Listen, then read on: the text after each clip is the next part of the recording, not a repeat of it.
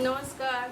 मैं भस्तिका का तीसरा तीसरा आसन लेके मतलब हाथों के सहारे जो अलग अलग मूवमेंट करता है तो उसके ऊपर मैं बात करेंगे। जैसे कि मैंने पहले बताया था एक स्टेप, सेकंड बताया ऊपर से नीचे दो। अभी हम लोग करेंगे पूरा हाथों को ऊपर उठाएंगे और नीचे लेके आएंगे, सांस लेते ऊपर, सांस छोड़ते नीचे। कितना बार करेंगे? 25 से 100 बार कर सकते हैं। जब भी थकान आएगा रुक जाइए, फिर कीजिए।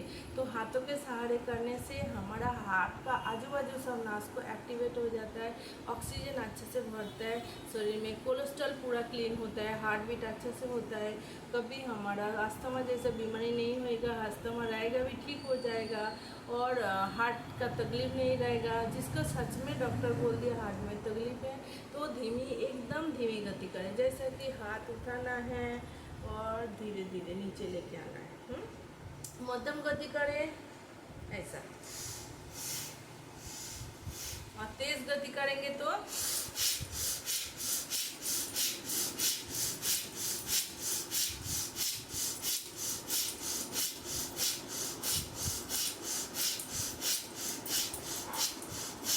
विश्राम। मैंने 20 बार तेज गति करके दिखाया। रोज भस्त्रिका करने से बहुत जन को रात को सोने के बाद नींद में नाक का आवाज़ होता है, तो दूसरा जन को नींद का प्रॉब्लम हो जाता है, बाजू में जो सोता है तो जिसको नाक का आवाज़ आता है वो तो अच्छे से सो लेता है, तो दूसरे जन को तकलीफ होता है। और एक्चुअली कुछ प्रॉब्लम रहता है नाकों का अंदर, इसके लिए नाक जाम हो जाता है और मुंह से सांस लेना पड़ता है। ये सब तकलीफ लगा रहता है। ये सब हमारा सब सिस्टम ठीक होने से 1 से 1.5 महीने के बाद नाक का आवाज़ पूरा बंद हो जाता है, शांत हो जाता है। और हम लोग जब नाक का रात को सोने के बाद नाक से सांस नहीं ले पाता है, मुंह से लेता है, उसमें बीमार ज़्यादा हो जाता है। क्योंकि हमारा नाक से जब हम लोग सांस लेता है, इसमें हमारा एक सिस्टम रहता है जो ऑक्सीजन से जब लेते हैं, जो ज़्यादा कचरा रहता है सब उधर अटक जाता है, अंदर जाने नहीं देता है, छागनी जैसा काम होता है।